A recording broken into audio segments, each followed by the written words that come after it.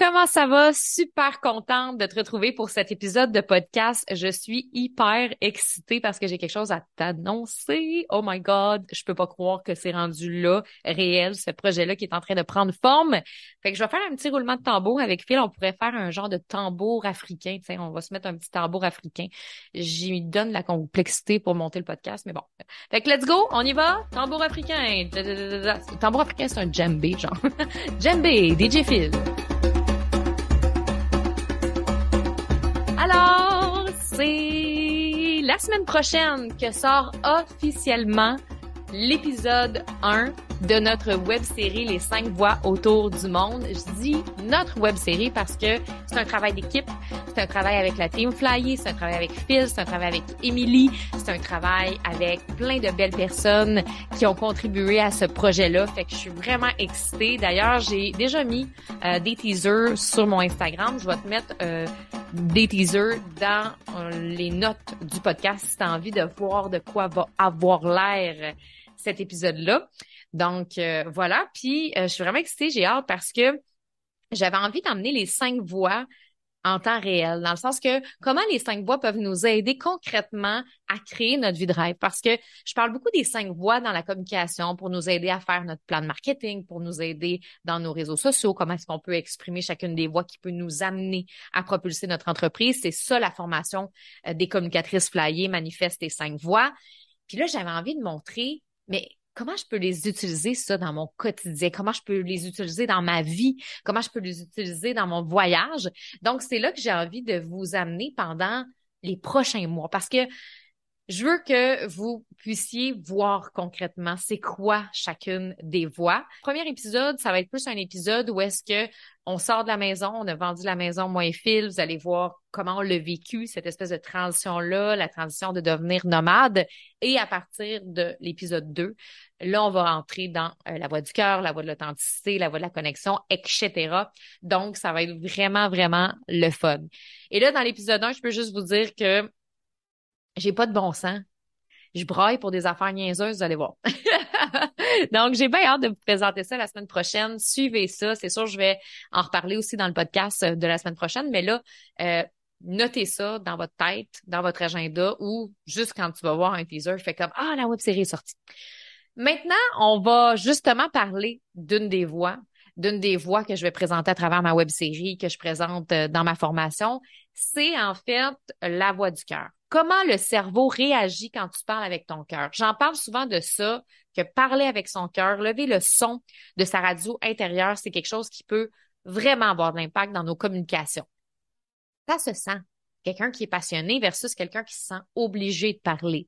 Ça se sent au niveau de la vibration interne d'une personne, au niveau du langage corporel. Et c'est comme si tout était plus clair, plus fluide, plus facile à partir du moment où quelqu'un fait le choix d'ouvrir cette porte-là. Parler avec sa voix du cœur, contrairement à ce qu'on pourrait penser, ça n'a rien à voir avec les mots. Puis, tu sais, c'est ça qu'on me dit souvent. Tu sais, Steph, on dirait que je cherche mes mots. C'est quoi les mots que je peux utiliser? Comment est-ce que je peux dire les bonnes choses? Puis, on met beaucoup d'attention sur les mots, sur dire les bonnes choses, la bonne façon. Et moi, je dis souvent, les mots, c'est la dernière chose auquel tu dois penser dans tes communications. Les mots, that's the last step. Parce que oui, on veut avoir une boîte de mots enrichie, avoir un beau champ lexical. Ben oui, c'est sûr que ça peut être cool, mais c'est pas ça que tu dois mettre ton attention pour commencer. Commence par parler avec ta voix du cœur. Celle où tu partages tes désirs, tu partages tes aspirations, tu partages tes rêves. Commence avec cette voix-là, avec ton why, toutes ces choses-là, puis ça va avoir vraiment un impact. Et d'ailleurs, je vais t'expliquer aujourd'hui de quelle façon ton cerveau réagit quand tu décides de parler avec ta voix du cœur, même si c'est pas toujours évident à première vue. Premièrement, quand tu décides de parler avec cette voix-là, ton cerveau se met en état de flow et tes communications deviennent plus faciles. Un des plus grands manques en communication que je parle souvent et que je t'ai déjà partagé dans le passé, c'est que quand on cherche nos mots, comme je viens de dire là, quand on cherche nos mots, on met toute notre attention et notre focus où tu penses? Bien, sur ce qu'on va dire. Qu'est-ce qu'on va dire? Qu'est-ce que je vais dire? Je vais-tu dire ça? Je vais-tu dire ça? Est-ce que c'est plus ça que je vais dire? C'est plus ça que je vais dire? Puis pendant qu'on est en train de penser à ça, on n'est pas connecté au moment présent. Puis on n'est pas connecté non plus à l'état de flow. L'état de flow, c'est lorsqu'on est complètement absorbé par une activité. On est tellement absorbé par cette activité-là que c'est juste ça qui compte. On va beaucoup voir cet état-là, hein, chez les artistes peintres, les musiciens, les chanteurs, tu sais. Ces gens-là, quand ils sont en train de faire leur passion, sont en train de faire leur passion, il n'y a rien d'autre qui compte, c'est une concentration extrême. Donc, c'est ça, l'état de flow. Et ça, c'est un gars que je suis jamais capable de dire son nom de famille. Je l'ai écrit dans mon premier livre, Le bonheur qui me jette. C'est Miali. Je l'ai écrit, là, mais comme, je suis pas capable de te le lire. Mettons qu'on va se dire Miali pour les intimes, qui a baptisé le flow avec son bon chum, Martin Seligman, qui est à l'origine de la psychologie positive. Fait que ces deux gars-là, ce qu'ils ont découvert, c'est que quand on est dans l'état de flow, l'état là, d'hyper concentration, où est-ce qu'on est passionné par une activité, ça libère plein d'hormones. Des hormones comme la dopamine, la sérotonine, l'endorphine, c'est tout des hormones qui nous font énormément de bien. En fait, ces hormones-là, là, si on les met ensemble, ça active la créativité, ça la stimule, ça nous aide à être plus motivés, ça nous permet aussi d'être plus concentrés et clairement de contourner le manque de conscience. Parce que quand on est vraiment dans l'état de flow, on est vraiment dans un état de présence. On est là right now. Et c'est pas dans ce moment-là qu'on est en train de penser à nos mots ou à notre champ lexical, comme je disais tantôt. On pense pas à ça. On est tellement concentré. Et là, quand on veut utiliser le flow dans la communication, parce que c'est un peu ça le but, quand tu veux utiliser le flow en com, tu dois décider de parler d'un sujet qui va t'amener dans cet état-là. C'est quoi the subject? Lui, là, que tu pourrais parler des heures sans avoir envie de manger puis de faire pipi. Là, tu sais, un sujet là, que tu peux parler, t'es passionné. Là, à un moment donné, tu regardes l'heure, t'es comme, hey, on a-tu parlé de ça pendant 2 heures, 3 heures? Oh my God! C'est ce sujet-là que tu veux parler dans tes lives. C'est ce sujet-là que tu veux parler dans tes vidéos. C'est ce sujet-là que tu veux parler dans tes reels parce que ce sujet-là va t'emmener dans un état de flow et tu vas être plus créative, plus motivée. Puis tu sais, des fois, il y a des filles qui, on dirait, s'obligent à parler de certains sujets, puis tu sais, c'est pas naturel. C'est comme, ah, ben, je dois parler de ça parce que dans mon domaine, on parle de ça, mais on s'en fout. Si toi, t'as pas envie de parler de ça, t'en parles pas et c'est tout. Fait que c'est quand même super important de choisir des sujets qui viennent vraiment nous chercher. Quand on parle avec notre cœur aussi, ça diminue notre anxiété. Quand ce qu'on dit fait du sens pour nous, qu'il y a une raison, qu'il y a un pourquoi fort qui est rattaché, ça diminue automatiquement notre niveau d'anxiété. Parce que quand on le fait pour les autres, pour être aimé, ah, je vais faire une vidéo parce que je sais que mes clientes vont aimer ça. Puis c'est correct de penser comme ça parce que, à quelque part, moi, je fais mes podcasts pour informer mes clientes, pour les aider, pour leur donner des outils, mais je le fais pas pour être aimé, par exemple. Mais je le fais quand même pour elles, pour les aider. Mais tu sais, des fois, on s'en rend pas compte, mais on veut être aimé. On veut être valorisé. On veut le faire pour les autres. Et ça fait en sorte que la valorisation est extérieure. Et ça augmente l'anxiété. Parce qu'on le fait pour un but qui est extérieur et non pour un but précis en lien avec nous-mêmes. Donc, ça, c'est vraiment important parce que automatiquement que ton but, ton sens vient des autres, ça va être très, très difficile d'être calme dans tes communications parce que tu es tout le temps en train de te réajuster aux autres. Fait que ça, ton cerveau, il essaie de se réajuster aux réactions. Est-ce qu'elle va m'aimer? Est-ce qu'elle va pas m'aimer? Puis là, ça devient un peu plus complexe. Quand je faisais de l'improvisation, je t'ai peut-être déjà parlé du fait que j'étais dans une équipe d'impro, mais quand j'étais plus jeune, pour moi, faire de l'improvisation, ça me créait de l'anxiété. Ça me stressait faire de l'impro. Tu sais, autant que c'était facile pour moi de faire du théâtre, de la danse, que quand j'arrivais dans ma troupe d'improvisation, ça me créait beaucoup d'anxiété. Je voulais tellement comme être la cool de mon équipe, je me comparais beaucoup avec les filles qui étaient bonnes, puis je voulais être drôle, je voulais avoir le verbe facile, et j'étais beaucoup là-dedans, genre je réfléchissais à qu'est-ce que je vais dire, puis tout ça, puis je m'amusais pas pantoute. Puis à un moment donné, je me suis demandé, mais pourquoi je me suis inscrite à l'impro si c'est pour être stressée à chaque fois que j'arrive sur la patinoire? On fait souvent ça sur des patinoires. Pas pantoute, je pense qu'on n'était même pas sur une patinoire. Je dis ça, on faisait ça sur des patinoires. Pas en tout, ça, c'est plus dans les émissions. Non, on faisait ça à l'école. Je me suis vue, moi, sur une patinoire. Mais Tout ça pour dire que je le faisais au début pour être reconnue, pour être aimée dans mon équipe. Et là, je me suis mis comme à observer à un moment donné les joueurs. Qu'est-ce que j'aimais des gens que je trouvais bons? Puis j'ai aussi écouté beaucoup des émissions à la télé sur la LNI, qui est une troupe, c'est la troupe bon, qui est au national, c'est vraiment des bons joueurs. Fait que là, je me suis mis à écouter ça, puis j'étais comme, hey, les bons joueurs, là, s'ils ont bien quelque chose en commun, c'est ils ont du fun, puis on dirait qu'ils pensent pas aux résultats, puis tu sais, ils ont du fun, puis ils pensent juste à ça. Ils pensent juste à avoir du fun. Fait que c'est là qu'à un moment donné, je me suis dit, garde, je me suis pas inscrit à l'impôt. À l'impôt? Non, surtout pas inscrit à l'impôt. Je me suis pas inscrit à l'impro pour être aimé.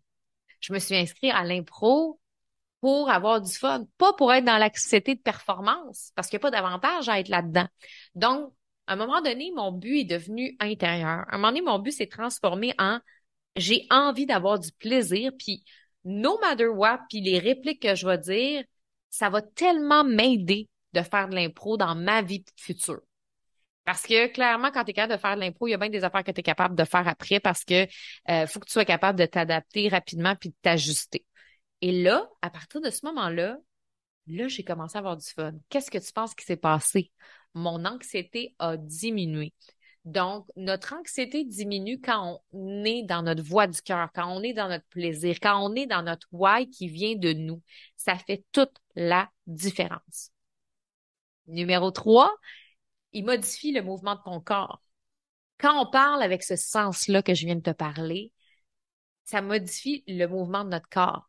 Une grande partie de notre langage est non-verbal, puis justement, c'est là qu'on essaie des fois de trop mettre l'attention sur les mots, puis oui, on a besoin d'avoir un message qui est clair. Parce que si tu écris des textes pour les réseaux sociaux, pour ton contenu, ben, à quelque part, on a besoin d'attirer puis d'inspirer avec les mots. Mais ce qui marche beaucoup sur les réseaux sociaux, c'est les vidéos. C'est le contenu le plus populaire si tu veux réussir sur les réseaux sociaux puis faire connaître ta business en ce moment, en 2022, c'est les vidéos. Donc, si tu te lances dans la vidéo, que ce soit live, Reels, vidéo préenregistrée, YouTube, peu importe, ben, c'est ton corps qu'on va voir en premier. C'est l'énergie que tu dégages dans ton corps, c'est les mouvements. Et ça fait toute une différence. Beaucoup plus que les mots. Donc, on a toutes déjà rencontré d'ailleurs des personnes qui maîtrisent les mots. Je me souviens d'un professeur à l'école, il y avait une grande boîte, une grande banque de vocabulaire. Il t'en sortait des mots que je comprenais pas toutes, mais c'était beau, puis poétiquement, il y avait une poésie dans sa façon de parler, puis il y avait une grande richesse là au niveau de son vocabulaire. Ça, c'était une compétence qu'il avait. Il était clairement très compétent en communication. Mais j'aimais pas sa vibe, j'aimais pas son énergie, je le trouvais fendant, je le trouvais fraîchier, j'avais pas envie de connecter avec lui, fait que je finissais souvent par pas l'écouter puis j'écrivais des lettres à mes amis parce que c'est ça qu'on fait à l'école quand on est plus jeune.